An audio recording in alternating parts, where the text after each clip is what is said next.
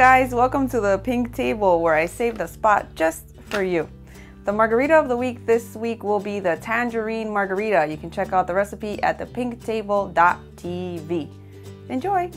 So this week I wanted to talk about a little bit about your inner critic, or what some people might call your inner mean girl. So as we're walking around all day long, you know, the person that you spend the most time with is really yourself.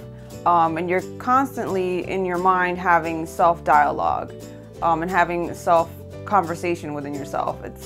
It's that voice that's in your head that you know is there, but it's there so much that you kind of like forget that it's there. Like you're walking down the street and it's like, hey, look at that tree and it reminds me of this, or hey, look at that, or this or that, the other. That's that inner voice, the inner dialogue you constantly have with yourself. And sometimes it can be a little bit negative, or it can be a little bit of a mean girl, and it can kind of put you down a little bit. Some people call it mean girl, some people call it an inner critic. I like both names. So I wanted to give you guys 3 tips on how, if you do have that inner mean girl or that inner critic that is overbearing within yourself, and 3 tips on how you can maybe silence her or hopefully get rid of her completely. So tip number 1 will be to be self-aware. Be aware of that voice that's there with you throughout the day and what it's saying to you. So first you have to come to terms with the fact that you have that voice there and figure out what it's saying to you. Something could be like when you feel uncomfortable somewhere and you're like, oh, I look like a dork right now. That's your inner mean girl telling you something. Or your inner critic, like being overly critical of yourself within yourself. Or if you look in the mirror and you're like, oh, I'm so fat, you know, that's their inner mean girl. That's stuff that's not gonna make you feel so good. So be aware, and whenever you hear yourself within your own mind telling you those things, stop. When you hear that negative thought, close your eyes, take a deep breath, breathe her out.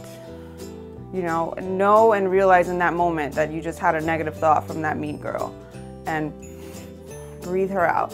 Just let it go and tell yourself, no, that's not true. Or maybe it is true. Maybe I do have a few extra pounds, but I don't have to say it to myself in a negative way. Let's be nice to ourselves here. Tip number 2 is give that inner mean girl or inner critic a name. I like to call mine Naggy. Because it's like whenever I hear a negative thought within myself that I'm telling myself, I'm like, oh God, there goes Naggy. Like she's just nagging me today. You know, some days she'll be more prevalent than others. So give her a name. You can name her whatever you want. Or if you want to give her a face, give her a face. Mine has a mole. I don't know why I gave her a mole, but I'm like, here comes Naggy with her mole to annoy me all day long and make me feel not so good about myself. So give that inner critic a name. So when you hear it, you're like, oh God, that's obviously not coming from me. It's not Shelly talking, it's Naggy talking. So you can dismiss it easier if you give her a name and a face and sort of know that it's not coming really from a good place within yourself. It's coming from a negative place.